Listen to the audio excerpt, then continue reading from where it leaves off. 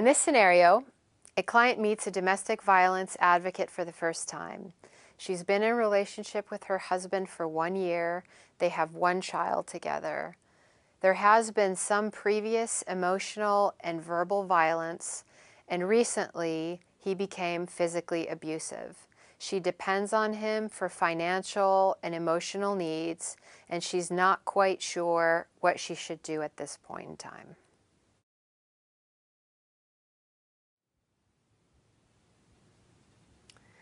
Hi, Emmy. I'm Denise. I'm one of the advocates here at the center. And Nice how are to meet you. How are you today? I'm fine, thanks. A little strange, feeling strange for this, but okay. Yeah, it's something really different for you. Mm-hmm. Yeah. I've not done this before. Well, why don't you tell me a little bit about what brings you here today? I'm not even sure. I heard about this place and that you work with women who are having trouble with their relationship and are confused, and so I thought I'd give you guys a call. Mm-hmm. And so thank you so much for taking the time to see me. Yeah. So you've heard a little bit about the program here. Would it help if I just explained a little bit about what my role might be today? Yeah, because I don't know what to do. Yeah. What I want to reassure you of is that I'm not here to try and tell you anything that you might need to do or to try and give you advice or information at all. Mm-hmm. I'm here to help you in whatever way is useful to you to sort of sort out what's going on and what, if anything, you'd like to do differently. So this is really up to you, what you would like to explore today. How does that sound? That sounds really hard because I'm not sure I'm very good at sorting things out myself. Yeah. Yeah. So right now you're feeling a little overwhelmed with everything that's going on, and you're not even sure where to start. Yeah, that's a good way to put it. I'm kind of confused about what to do next, and I have a little baby at home, so I can't think anyway most of the time. Yeah. So now any kind of decisions you make or anything that you do affects both you and the baby. Mm-hmm, mm-hmm. Yeah. And my boyfriend, it affects him, which is why I guess I'm here, is to talk about him and me and the baby and how we work together. Yeah. Well, if you're interested or you're willing, why don't you tell me a little bit about your story? I don't know where to start. He and I have been together for about a year, and I got pregnant right away, and we've just had this baby a little while ago. And before that I was working, and he and I, we're on and off here and there. We get in fights, and he disappears for a while, and then he comes back. That's kind of what the years look like. And I've just been getting more and more confused on what to do. And recently I did something really that didn't even look like him. He looked like a different person, and it freaked me out. It freaked the baby out. And quite honestly, it freaked him out too. He said he didn't know what happened, and he felt, he said he felt out of control. So in the history of the relationship over this year, it's kind of been in and out in a way, and that there have been some incidents where you've had some arguments and then separated for a while and gotten back together. But it does sound like something pretty significant happened that sort of freaked everybody out, in all of you, the baby and you and him, and was kind of scary. Yeah, he came home. A friend had come over, a man friend. He doesn't like me to have men friends. He came over to help me with my resume because I'm starting to think about going back to work. And he had a weird look in his eye, and so I kind of, we sped up, and I kind of let my friend leave. But as soon as right after he left, he kind of just got this dark, scary look, and he pushed me onto the ground, and it was just different than anything that ever has happened to me or to us together. And he just got this weird kind of like he was possessed by something, and he said he would never do that again. He's a really good daddy, and he really helps us out a lot. So in a way, it didn't even really make sense to you or to him, because on the one hand, he's really good with you and good with the father, I mean, good with your child, and on the other hand, it was just like, what is this? Something really different. Yeah. And he really helps us out.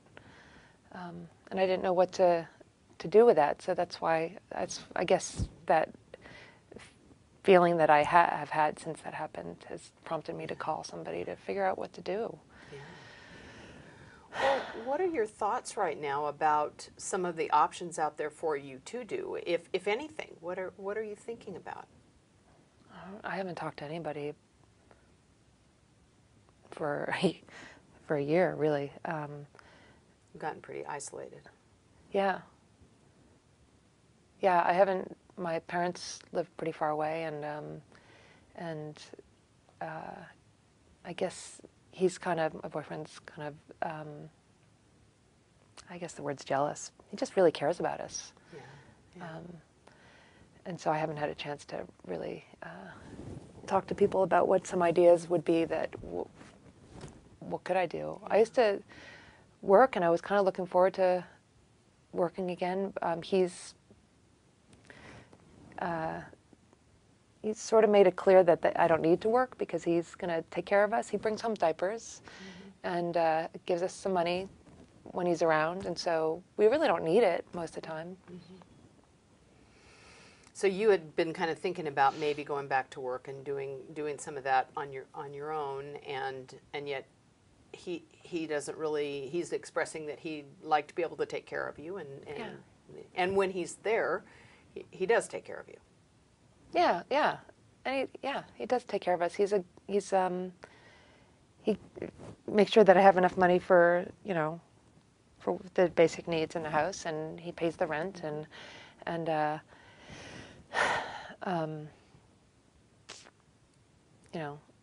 but when he's gone and I run out of money, it just kind of, that's when I think, God, I just wish I could do a little bit by myself. I'm just not sure how to go about doing that. Yeah. Because that leaves you in a real bind when you're there and you don't have what you need. And I don't know who to talk to about that. Yeah. I try to call him sometimes and make up, and say sorry for the fight that we had, and sometimes that works and sometimes it doesn't. Yeah. So you kind of find yourself, when you're in that bind, trying to find ways of getting what you need met. Yeah.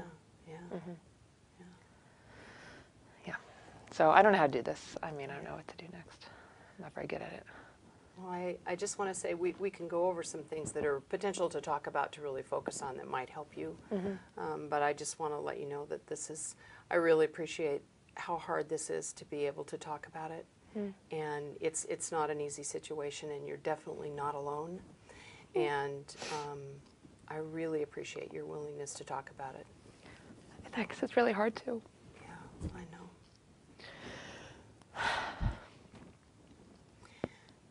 There are lots of different things that we can talk about that many women in very similar situations find themselves, and things that we can talk about and focus our conversation on that might help you just sort of sort out and figure out what, if anything, that you want to do differently, or what your next step might be. Okay. And some of those that we work with are like talking about the relationship. You've mentioned a few things about your relationship and how it kind of goes in and out, and it can be really good, and then he can be gone for a while, and just sort of sorting some of that out about where you are with that. We can certainly talk about about the resources in the community that may be there for you, or in terms of your own understanding, but also if you are in need of additional help. We can talk about those. We can talk about safety planning. I mean, one of the important things is to try and help you find a way to make sure that you feel good about keeping yourself and your baby safe. And we can talk about that. We can talk about finances. You mentioned that you were thinking about going back to work, but that you were relying on him right now. We can certainly explore that a little bit more. Taking care of yourself, which Yeah, right. yeah, for many new moms, that's hard under any circumstances to find a way to take care of themselves and keep themselves healthy. So that's certainly something we can talk about. And also just the whole issue about taking care of your child and your mothering, your parenting, how you might focus on that in this situation. Or there might be something else that you feel is really important to deal with right up front, just to start with. What do you think? Well, it's funny as you're showing me this. I've been thinking, all I've been doing is focusing on the baby and being a good mom, and yet I'm also trying to think about getting a job, and I don't know how those two fit together. And even as I'm just saying that out loud, I'm not even talking about taking care of him, which is weird that I'm not even, when I look at these circles, I'm looking at mothering and children and finances, and that seems to be important, yet I spend so much time thinking about him all the time, and right now I'm not. So maybe you spend a lot of time already thinking about your relationship and really struggling with what it means and where it is.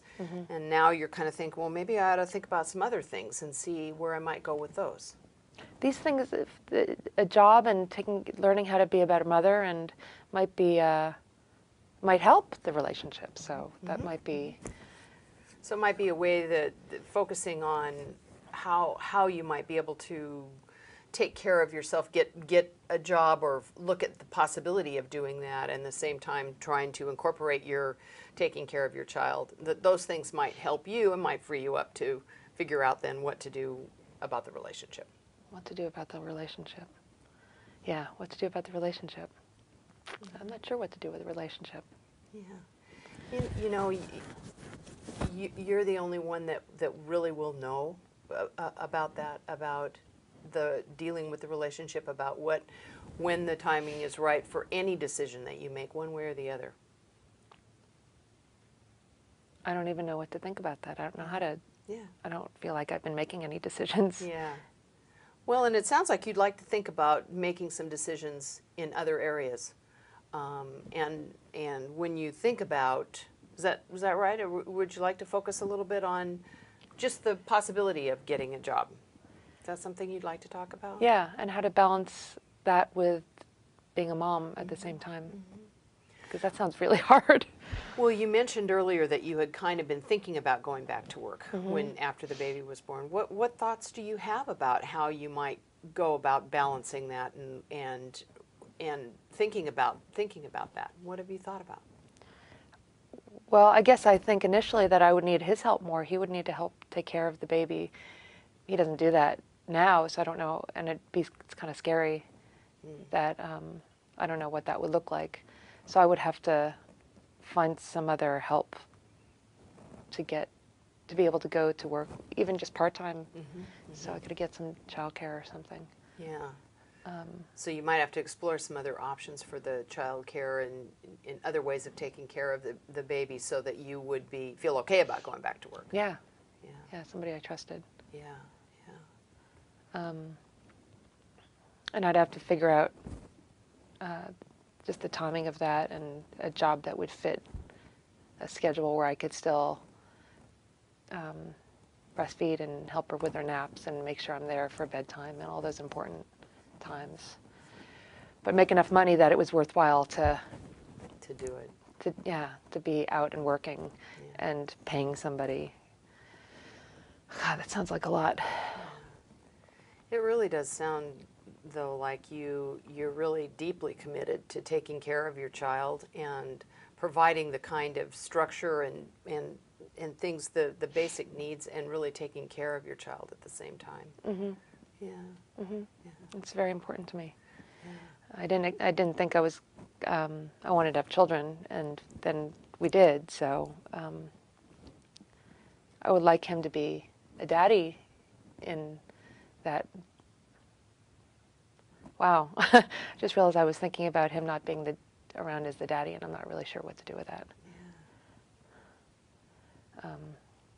But the baby is the most important thing right now.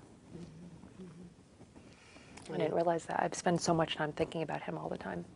And when's he going to be back? And does he love us? And why the heck did he do that weird thing? And why does he care about these other things that he cares about?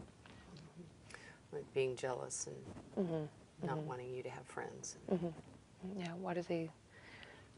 And it has nothing to do with what I'm thinking about now, which is the baby. And But you've mentioned that a couple times now, that it sort of surprises you the way you're thinking about it and the way you're approaching it. Like you recognizing or seeing that you have spent a lot of time really agonizing over the relationship and why things are happening in the relationship or what it really means. You've spent a lot of time there, and it kind of surprises you that you might be thinking about it differently. agonizing. I guess that's what I've been doing. I feel like I've just been hoping and wishing, and it seems like all my focus is always. So when the baby's crying, I'm worrying about him, and I. So the baby crying is just it's hard, but if just now talking about it, letting go of worrying about it feels kind of freeing. That I could actually think about why the baby's crying as opposed to why is he not returning my calls, or why did he give me that look when I, talked about getting a job and things like that. It's not so interesting. So you're realizing too how much it really takes to focus attention on the baby and to be able to do it, and it's like it's hard to do both. It's hard to really think about doing both. I need his help with that. Yeah. I don't need to be worrying about him too. I don't understand what safety planning means.